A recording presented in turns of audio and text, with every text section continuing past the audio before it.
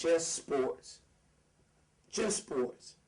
is what makes every athlete that we've ever interviewed, or former athlete, or coach that we've ever interviewed, comfortable, because we both, and I can speak for both of us when I say I could care less about your personal life, because no one in here is perfect, and there's no need. I want to know, once you get in between those lines, and this is what's important to me, and I feel like what's important to fans, is what are you thinking, man?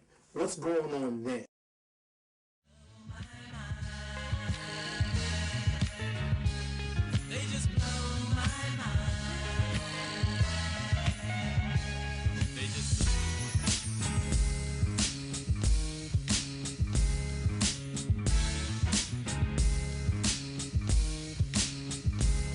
Jim Tressel knew exactly what Terrell Pryor. If Jim Tressel has any amount of sense, he saw Terrell Pryor when he walked in Ohio State, didn't have a single tattoo. Man, if you're a coach, you go, I'll bet you off to a tattoo parlor. Take a look. I'll take some average prices. Let's see, that was, you said an hour work is $400 an hour? Okay. Oh, what size tattoo is that? Oh, yay big, yay tall. Wow, Terrell has like, must be saving his lunch money. What the hell do you think is going on? TJ Houston, introduced to Players Boys via Mark Gray. He began just coming on, respecting my opinions in sports. Avid sports watcher, love to talk sports, drink sports, love sports. Talk about another Chicago guy. Watch it now. Is it Neil? The Scottie Pippen sounds like, yeah, a little bit of, that sounded real personal there. Like you said, we live in green sports.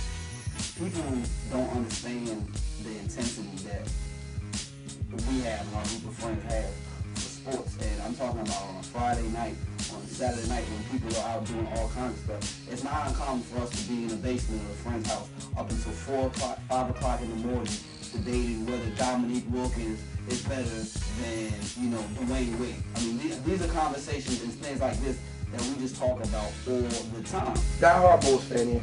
Born in Chicago. I remember the day we drafted Scottie. Scottie Pippen just could never, just little brother that cannot, no matter what he does, just can't get out of Big Brother shadow. But instead of embracing it and saying, damn Mike, thanks for those rings, those extra playoff checks, all the endorsements and the greatest, and the Barcelona, Team USA, and thanks for all those things, Mike. Thanks for Mike. You probably made the call back to the Bulls and said, hey, can you create a position for Scottie? We're gonna make him the ambassador of the Bulls. So then Scottie goes out as being the ambassador to promote Chicago Bulls basketball. Hammer's the best player in the history of the Chicago Bulls, who could arguably is the greatest athlete. No, not even arguable. It was voted on. He was voted the #1 athlete in the history of sports. I'm not talking about.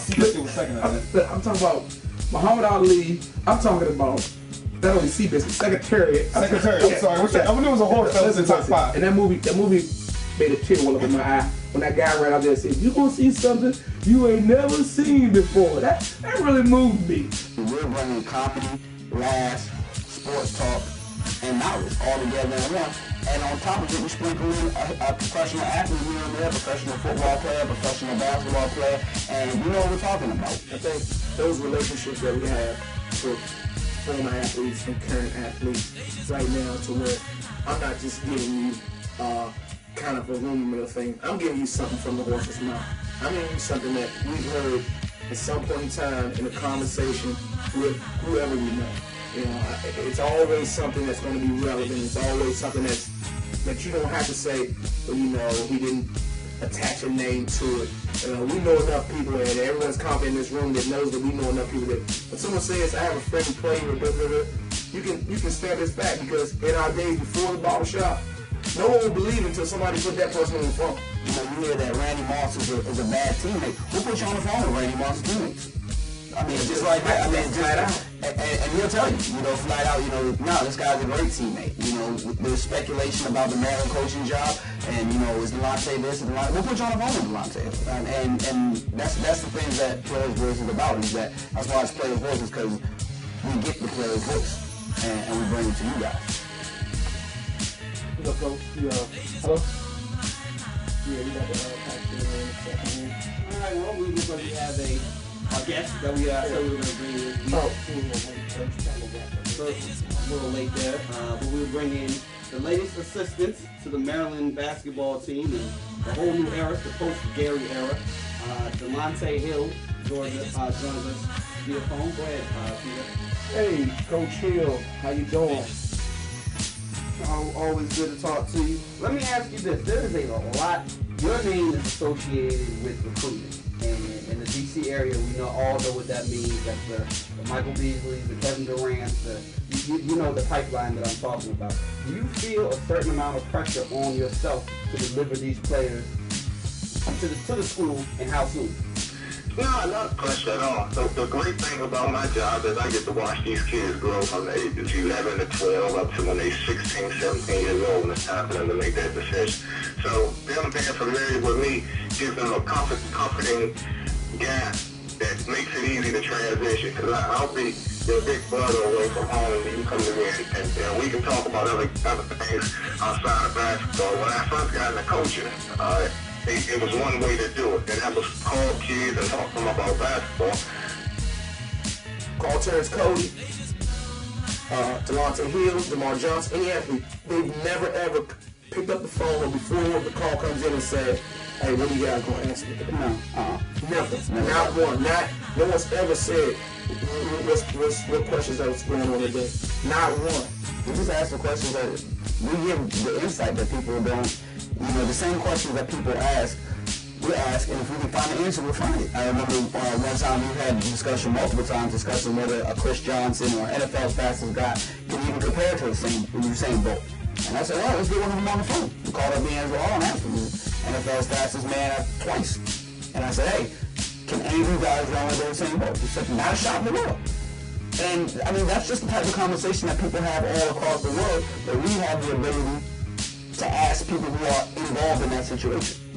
You're looking at two friends, two guys who watch games together, who outside of doing the barbershop, we're always doing the barbershop. Right. The barbershop runs continuously. It's not just Tuesday 7 o'clock to 8:30. It's every day. Every day it's the barbershop. And I think that's where it gets, when you can draw a little bit of emotion, maybe that you won't get out of your regular sports show outside of if it's their team that they're talking about. It's two guys who love sports, love talking about sports, and like TJ said, it's not scripted.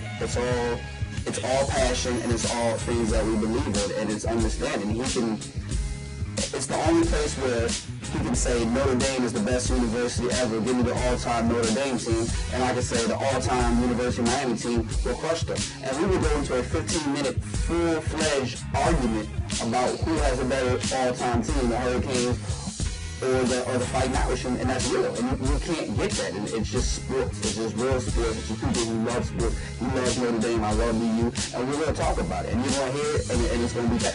A lot of times people hear us talking, we would think that we actually hate each other, or it's full-fledged yelling. I think it's a fight going on.